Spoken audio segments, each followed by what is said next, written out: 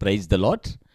ఈ దినము కొరకు సిద్ధపరచబడిన దేవుని వాక్యాన్ని మనం చదువుకుందాం. శ్రద్ధగా ఆలకించగలరని మనవి.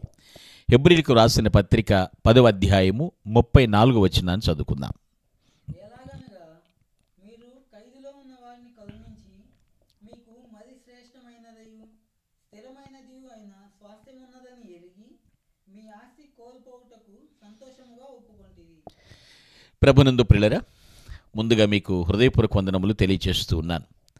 ఇక్కడ హెబ్రీ గ్రంథకర్త వ్రాస్తున్నటువంటి మాటలు ఆలోచించండి. మీరు ఖైదులో ఉన్న వారిని కరుణించండి అంటున్నాడు. అంటే అక్షరార్థంగా పరిశీలన చేస్తే ఎవరైనా చెరసాల్లో ఉంటే కొందరేమో కరుణిస్తారు, కొందరేమో కఠినంగా చూస్తారు. ఎన్ని ఘోరాలు చేశారో, ఎన్ని తప్పులు చేసుంటారో, ఎంతమందిని బాధ పెట్టుంటారో వాళ్ళకి తగిన శాస్తి జరిగిందని కొందరంటే, అయ్యో చాలా ఇబ్బంది పడుతున్నారు, ఎన్నాళ్ళు జైల్లో ఉంటారు అని కొందరు జాలి పడుతూ ఉంటారు. అది ఇక్కడ వ్రాయబడినటువంటి మాట, ఖైదులో ఉన్న వారిని కరుణించండి అంటున్నాడు. అంటే బంధకాల్లో ఉన్నవారి విషయంలో మీరు జాలి చూపించండి.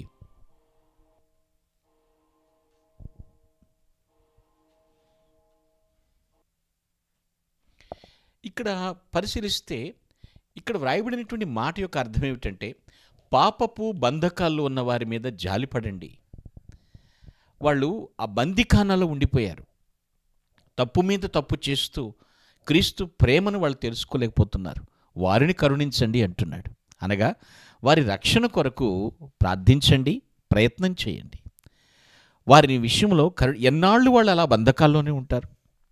మనం విడిపించబడ్డాం, విడుదల పొందాము, మరి అటువంటి ఖైదులో ఉన్నవారిని కరుణించాలి కదా, వారి రక్షణ కొరకు పాటుపడాలి కదా.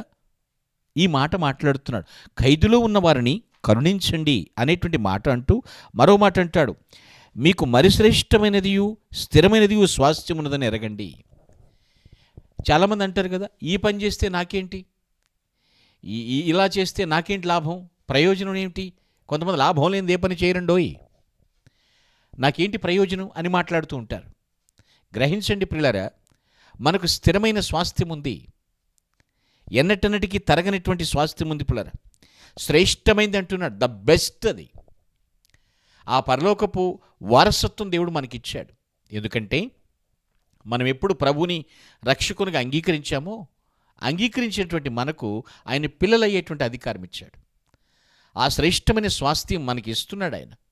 ఎప్పుడైతే ఆయన చెప్పిన పని మనం చేస్తూ ఉంటామో, ఎప్పుడైతే ఖైదులో బంధకాల్లో పాపపు కట్లతో కట్టుబడి కట్టుబాట్లతో ముడివేయబడి విడుదల లేకుండా ఉన్నారో వారి మీద జాలి పడతామో, ప్రభు వారి గురించి ఆలోచించినట్లు మనం ఆలోచిస్తూ ఉంటామో, మనకు ఆ స్వాస్థ్యం ఉన్నది అంటున్నాడు ఆయన. శ్రేష్టమైన స్వాస్థ్యం ఉంది, అది ఎరిగి పనిచేయండి, కరుణించండి వారిని. ఒక్కొక్కసారి అంటున్నాడు, ఆ స్వాస్థ్యం ఉన్నదని ఎరిగి మీ ఆస్తి కోల్పోటుకు సంతోషంగా ఒప్పుకుంటుంది. అదేంటండి, ఎవరైనా ఆస్తి పోతుంటే సంతోషంగా ఉంటారా, యాక్సెప్ట్ చేస్తారా? కొంతమంది అంటారు ఆరోగ్యమే మహాభాగ్యం అంటారు. ఆరోగ్యం కోల్పోవడం ఎవరికి ఇష్టం ఉండదు. మరి ఆరోగ్యాన్ని కొంతమంది ఆస్తిగా చూస్తారు. నీ దృష్టిలో ఏదైతే ప్రాముఖ్యమని అనుకుంటున్నావో అది ఒక ఆత్మరక్షణ కొరకు దాన్ని కోల్పోవటానికి కూడా ఇష్టపడాలి, సంతోషంగా ఒప్పుకోవాలి. అంటే ఆ ఖైదులో ఉన్నవారి కొరకు, ఆ బంధకాల్లో ఉన్నటువంటి వారి రక్షణ కొరకు మన సమయాన్ని వెచ్చించాలి, మన సహాయాన్ని చేస్తూ ఉండాలి, ఏదైనా సరే త్యాగం చేయటానికి సిద్ధంగా ఉండాలి.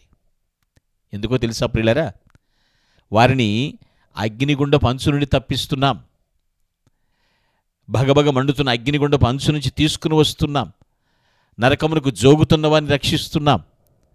దానికోసం ఏది కోల్పోవటానికన్నా సంతోషంగా అంగీకరించాలి.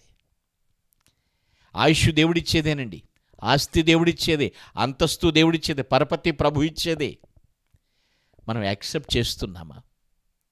ఖైదులో ఉన్నవారిని కరుణించమని బ్రతిమలాడుతున్నాడు. దానికోసం ఏమి కోల్పోవటం కన్నా సంతోషంగా అంగీకరించారు కాబట్టి మీరు ధన్యులు అంటున్నాడు. నా మట్టుకు నేను, మీ మట్టుకు మీరు ఆలోచించండి. మనము కరుణించేటువంటి ప్రక్రియలో మనం ఉండాలి. ఆస్తి కోల్పోవటం కూడా ఆనందంగా యాక్సెప్ట్ చేయాలి, అప్పగించుకోవాలి. ఎందుకో తెలుసా? మనకు శ్రేష్టమైన స్వాస్థ్యం ఉంది, స్థిరమైనటువంటి స్వాస్థ్యం ఉంది. అది తెలిసిన వారు సంతోషంగా యాక్సెప్ట్ చేస్తారండి. నిజంగా ప్రభుని గురించి జ్ఞానం లేకుండా, పరలోకం గురించి ఏమాత్రం కూడా నాలెడ్జ్ లేకుండా ఉన్నట్లయితే ఏ పనికి కూడా ముందుకెళ్ళలేము. మనం దేవుని పనిలో మనం ముందుండలేము. నాకు నేను రక్షించబడ్డాను చాలు అనుకుంటాం. అబ్బో నేను సంపూర్ణంగా నా ప్రార్థన నేను చేసుకుంటాను, నా పని ఏదో నాకుంది చాలు అనుకుంటాం. వద్దు, అలాంటి పరిస్థితి కాదు పిల్లలు. గ్రంథకర్త చెప్పినట్లుగా మీరు అంగీకరించేతని.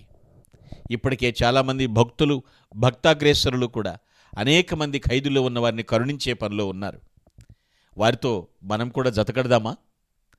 వారిని విడిపించుటలో మనం కూడా ప్రయత్నం చేద్దామా?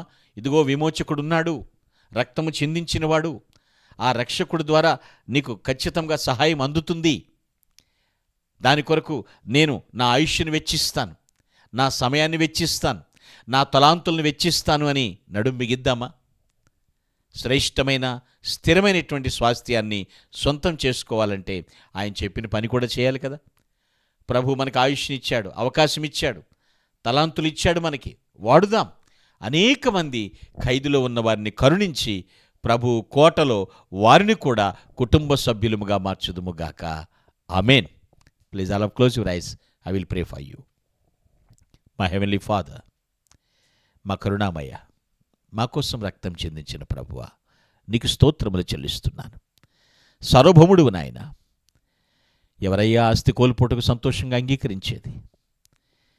తండ్రి, ఈ జీవితం మీరు మాకు ఇచ్చిన పెట్టుబడి, మేము సంతోషంగా యాక్సెప్ట్ చేస్తున్నాం.